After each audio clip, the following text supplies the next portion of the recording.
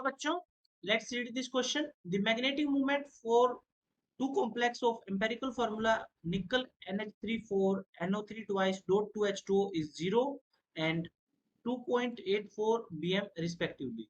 The second complex is not a neutral complex. The number of water molecules of crystallization are respectively.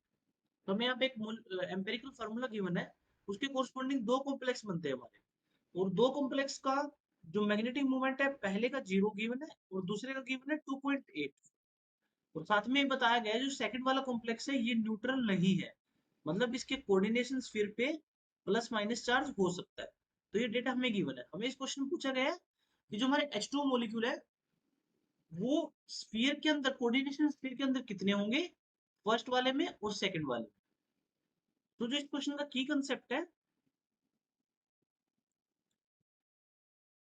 सबसे पहले जो आपको magnetic movement given है इससे, इसकी हेल्प से आप क्या निकालना है, number of unpaired electron, number of unpaired electron.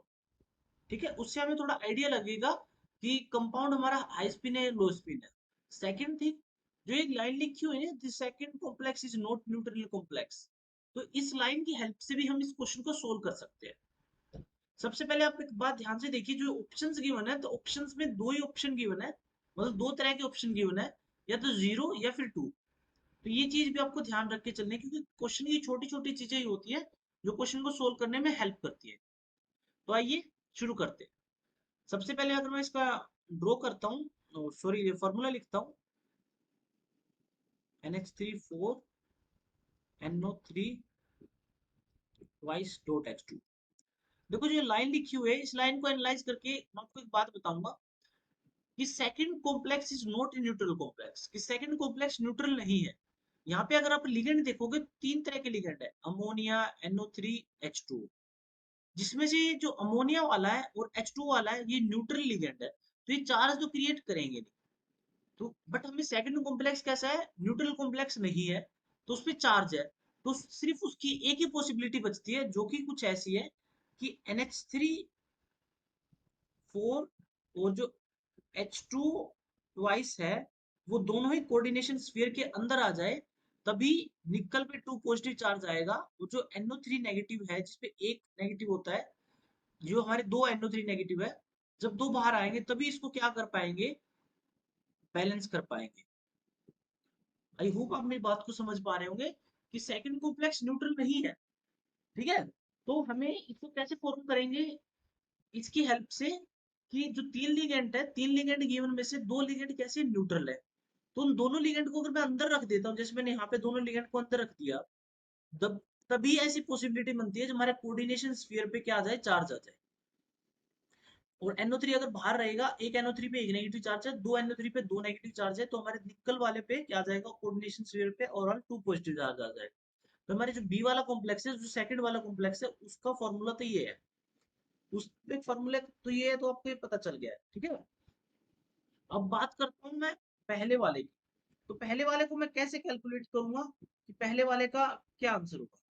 तो मैंने जो आपको लाइन बताई थी, कि लाइन कौन सी बताई थी, जो नंबर ऑफ अनपेड इलेक्ट्रॉन निकालने हैं किसकी मदद से, जो मैग्नेटिक मोमेंट आपको गिवन है। तो जो मैग्नेटिक मोमेंट आपको गिवन है वो क्या है,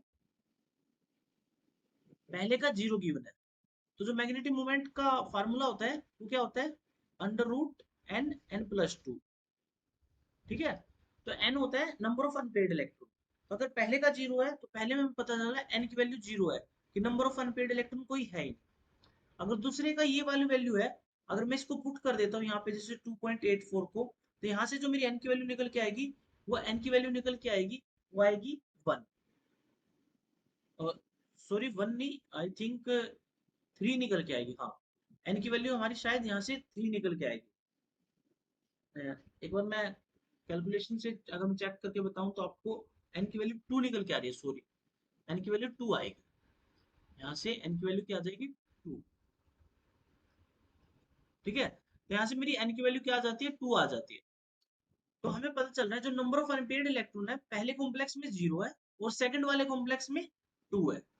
तो इस चीज से हम कैसे क्वेश्चन को सोल्व करेंगे, अगर मैं नेक्स्ट पेज पे आपको इसका स्ट्रक्चर ड्रॉ करूं पहले कॉम्प्लेक्स का, तो पहले कॉम्प्लेक्स में नंबर ऑफ अनपेड इलेक्ट्रॉन 0 है, तो इस बात से आप एक आइडिया लगा सकते हो कि वो कॉम्प्लेक्स कैसा रहा होगा, लो स्पिन रहा होगा। ठीक है, अगर वो कॉम्प्लेक्स लो स्पिन रहा होगा तो जो उसमें लिगेंड्स होंगे वो कैसे होंगे, स्ट्रॉन्ग फील्ड लिगेंड होंगे। अभी तो लो स्पिन कॉम्प्लेक्स रहा होगा ना। तो जो इसका स्ट्रक्चर होगा वो कुछ इस तरह होगा, निकल NH3 4 NO3 ट्वाइस, इसमें H2 बाहर आएगा आपकी बात, ए वाले कॉम्प्लेक्स में। बी वाले में अंदर आया था, उसका रीजन मैंने आपको बता दिया था कि न्यूट्रल नहीं है ये कॉम्प्लेक्स, और तभी हो सकता है जब NO3 बाहर आए। अगर NO3 बाहर आएगा तो H2 क्या आएगा, अंदर आएगा। और दूसरे वाले केस में जस्ट अपोजिट होगा। और इसको आप कैसे करेक्ट कर सकते हो, ऑप्शंस की हेल्प से कर सकते हो। जैसे मैंने आपको बताया था, इसमें ऑप्शन दो ही गिवन है, या तो जीरो या टू। हमें बस मैच करना है, जीरो किसका होगा या टू किसका होगा, या दोनों का जीरो होगा या दोनों का टू होगा। तो मैंने जैसे बी में देखा, तो बी में बाहर तो कोई H2 है नहीं, तो बी वाले में जो H2 की जो पूछा है number of water molecule of crystallization, वो क्या आ जाएगा, जीरो आ जाएगा। बट ए वाले की अगर मैं बात करूं तो बाहर दो मॉलिक्यूल है, तो ए वाले का आंसर क्या आ जाएगा, टू। तो हमारे पास जो आंसर आएगा वो क्या आएगा, 2 0। अगर मैं 2 0 ऑप्शन देखूं तो option C is the correct answer for the given question. I hope you will understand. Thank you.